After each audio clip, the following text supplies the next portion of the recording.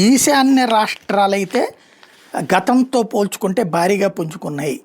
ఆర్థిక పరంగా ఒకటి మౌలిక వసతుల కల్పన, రవాణా వసతుల కల్పన, టూరిజం డెవలప్మెంటు, ఈ మూడిటి ఫలితంగా ఇప్పుడు ఈశాన్య రాష్ట్రాలు భారీగా అభివృద్ధి చెందుతున్నాయి. ఒకప్పుడు నక్సల్ ప్రభావిత ప్రాంతాలలో ఇది ఉండేది కాదు, ప్రయోజనం ఉండేది కాదు, ఎప్పుడు వెనుకబడి ఉండే ఆ ప్రాంతాలు.